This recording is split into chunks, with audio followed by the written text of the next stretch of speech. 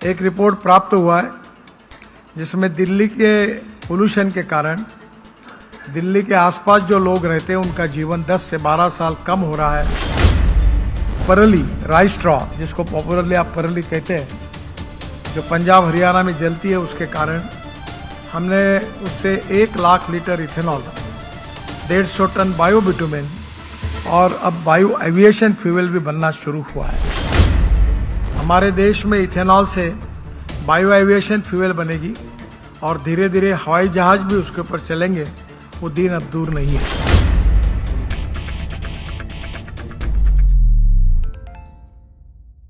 D5 channel Punjabi ਦੇਖ ਰਹੇ ਸਾਰੇ ਦਰਸ਼ਕਾਂ ਦਾ ਮੈਂ ਇੰਦਰਜੀਤ ਸਿੰਘ ਧੀਮਾਣਾ ਸਵਾਗਤ ਕਰਦਾ ਹਾਂ। ਹੁਣ ਪਰਾਲੀ ਨਾਲ ਬਣੇ ਇੰਧਨ ਤੋਂ ਫਾਈਟਰ ਜੈਟ ਤੇ ਹਵਾਈ ਜਹਾਜ਼ ਚੱਲਣਗੇ। ਇਹ ਕਹਿਣਾ ਕੇਂਦਰੀ ਮੰਤਰੀ ਨਿਤਿਨ ਗਡਕਰੀ ਦਾ। ਉਹਨਾਂ ਵੱਲੋਂ ਕਿਹਾ ਗਿਆ ਕਿ ਵੱਧਦੇ ਪ੍ਰਦੂਸ਼ਣ ਨੂੰ ਰੋਕਣ ਲਈ ਹੁਣ ਪਰਾਲੀ ਤੋਂ ਇੰਧਨ ਬਣਾਇਆ ਜਾਵੇਗਾ, ਜਿਸ ਲਈ ਪਲਾਂਟ ਵੀ ਲੱਗਣੇ ਸ਼ੁਰੂ ਹੋ ਗਏ ਨੇ। ਉਹਨਾਂ ਵੱਲੋਂ ਕਿਹਾ ਗਿਆ ਕਿ ਪਾਣੀਪਤ ਵਿੱਚ ਇੱਕ ਪਲਾਂਟ ਲਗਾਇਆ ਗਿਆ ਹੈ ਜਿਸ ਵਿੱਚ ਪਰਾਲੀ ਨਾਲ ਇੰਧਨ ਬਣਾਇਆ ਜਾਵੇਗਾ। ਉਹਨਾਂ ਕਿਹਾ ਕਿ ਇਸ ਦੀ ਸ਼ੁਰੂਆਤ ਹੋ ਚੁੱਕੀ ਹੈ ਕਿ ਦੇਸ਼ ਦੀ ਆਰਮੀ ਪਰਾਲੀ ਨਾਲ ਬਣੇ ਇੰਧਨ ਦੀ ਵਰਤੋਂ ਕਰ ਰਹੀ ਹੈ। ਉਹਨਾਂ ਕਿਹਾ ਹੈ ਕਿ ਫਾਈਟਰ ਜੈਟਾਂ ਵਿੱਚ ਕੁਝ ਪ੍ਰਤੀਸ਼ਤ ਪਰਾਲੀ ਨਾਲ ਬਣੇ ਇੰਧਨ ਦੀ ਵਰਤੋਂ ਹੋ ਰਹੀ ਹੈ। ਉਹਨਾਂ ਕਿਹਾ ਕਿ ਭਵਿੱਖ ਵਿੱਚ ਵੀ ਇਹ ਇੰਧਨ ਵਰਤਿਆ ਜਾਵੇਗਾ। ਉਹਨਾਂ ਕਿਹਾ ਕਿ ਇਸ ਦੇ ਚੱਲਦੇ बहुत सारे प्लांट भविष्य में लगाए जाएंगे तो जिस नाल लाखों लोगों को रोजगार भी मिलेगा। अभी हमारे देश में G20 की कॉन्फ्रेंस हुई और उसमें हमने ग्लोबल बायोफ्यूल अलायंस की भी हमने शुरुआत की है और जिसके कारण हम अल्टरनेटिव फ्यूल और बायोफ्यूल पर काफ़ी प्राधान्य दे रहे हैं, क्योंकि पोल्यूशन हमारी बहुत गंभीर समस्या है। एक रिपोर्ट प्राप्त हुआ है जिसमें दिल्ली के पोल्यूशन के कारण दिल्ली के आसपास जो लोग रहते हैं उनका जीवन 10 से 12 साल कम हो रहा है, ऐसा वो रिपोर्ट में लिखा गया है। डीजल बहुत ही हजार्डस फ्यूल है और इसलिए हमने कोशिश करनी चाहिए कि हम लोग बायो फ्यूल और अल्टरनेटिव फ्यूल में विशेष ध्यान दें। हमारे देश में शुगर केन जूस से इथेनॉल बन रहा है, बी मोलाइसिस, सी मोलाइसिस, कॉर्न, ब्रोकन राइस या व्हीट या फूड ग्रेन, इससे भी इथेनॉल बन रहा है। और अभी आसाम में नुमालीगढ़ रिफाइनरी में हमने बाम्बू से भी इथेनॉल बनाया है। इथेनॉल एक ग्रीन फ्यूल है और 20% हम पेट्रोल में डाल रहे हैं। अभी जो हमने बायोफ्यूल की अलायंस की उसमें ब्राज़ील भी हमारे साथ है। ब्राज़ील इसका पायोनियर है और ब्राज़ील में 22% इथेनॉल एयरफोर्स अपने फाइटर जेट में ऐड करता है। अभी आने वाले समय में इंडियन ऑयल ने पानीपत में जो प्लांट डाला है, उस प्लांट में हम लोग परली राइस स्ट्रॉ, जिसको पॉपुलरली आप परली कहते हैं, जो पंजाब हरियाणा में जलती है, उसके कारण हमने उससे 1 lakh litre ethanol, 150 tonne bio bitumen और अब बायो एविएशन फ्यूल भी बनना शुरू हुआ है।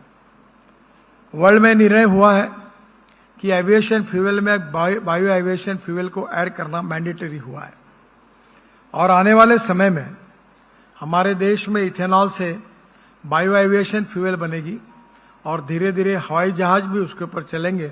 वो दिन अब दूर नहीं है। मुझे इस बात की खुशी है कि हमारे यहाँ जो परली है, राइस स्ट्रॉ है, उससे 185 प्लांट्स, जो 5 tonne of rice straw is giving 1 tonne of bio CNG and bio LNG, ऐसे 185 प्लांट्स का निर्माण कार्य अभी पंजाब, हरियाणा और उत्तर प्रदेश में और देश में शुरू हो गया है। 36 प्लांट शुरू भी हो गए हैं, जिसके कारण हमको CNG LNG आसानी से उपलब्ध हो सकता है।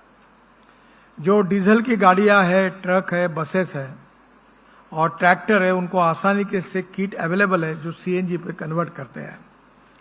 ब्लू एनर्जी कंपनी है, उनका मैंने चाकंड में LNG ट्रक लॉन्च किया, जो एक बार LNG भरने के बाद 1600 किलोमीटर चलता है और डीजल की तुलना में 50% उसमें सेविंग है। कर्नाटक में बंगलोर स्टेट ट्रांसपोर्ट की 25 बसेस में हमने एक पायलट प्रोजेक्ट सक्सेसफुली इम्प्लीमेंट किया है कि कोयले से मिथेनॉल तैयार करके ये बसेस डीजल में डालकर चलाया गया, वो सक्सेसफुल हुआ है। मुझे खुशी है कि अशोक लेलैंड और टाटा ने अभी जो ट्रक लॉन्च किए IC इंजन पर, वो डायरेक्ट हाइड्रोजन पर भी चल सकते हैं। इतना ही नहीं तो हमारे यहाँ अशोक लेलैंड ने विशेष रूप से हमारे यहाँ जो मिथेनॉल है उसके ऊपर के ट्रक लॉन्च किए हैं। नॉर्थ ईस्ट में मिथेनॉल अवेलेबल है। Assam petroleum 600 tonne methanol per day बनाता है। मुंबई में दीपक फर्टिलाइजर और आरसीएफ ये भी बनाते हैं। और लो क्वालिटी कोल से मिथेनॉल भी बनेगा और डीएमई बनेगा। अमेरिका में जो डीएमई बनता है वो एलपीजी में 40% डालते हैं, जिसके कारण हमारा गैस सिलेंडर 100 रुपए से सस्ता हो सकता है। हमारे फॉसिल फ्यूल का जो इंपोर्ट है वो 16 लाख करोड़ का है और इसी प्रकार की ग्रोथ अगर चलती रहेगी तो 25 लाख करोड़ का होगा। और बायोफ्यूल और अल्टरनेटिव फ्यूल होने के बाद में भी डिमांड इतनी ज़्यादा है कि और बड़े प्रमाण पर फॉसिल फ्यूल इंपोर्ट होगा और जिसके कारण देश में प्रदूषण होगा। और इसीलिए इलेक्ट्रिक, ग्रीन हाइड्रोजन, इसमें भी हम काफ़ी काम कर रहे हैं। अभी मैं आपके कार्यक्रम में आया तो हाइड्रोजन कार में आया हूं। और हाइड्रोजन ये फ्यूचरिस्टिक फ्यूल है।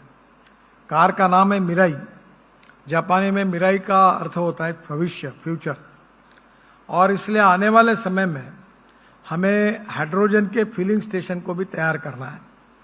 उसकी कॉस्ट बहुत ज़्यादा है। जैसे डीजल, पेट्रोल, इथेनॉल के पंप हमको खोलना है, इलेक्ट्रिक चार्जिंग स्टेशन खोलने हैं, जो एक नया बिजनेस है जिसमें आप लोग जरूर ध्यान दे सकते हैं। वैसे हाइड्रोजन के फिलिंग स्टेशन भी हमको शुरू करने हैं।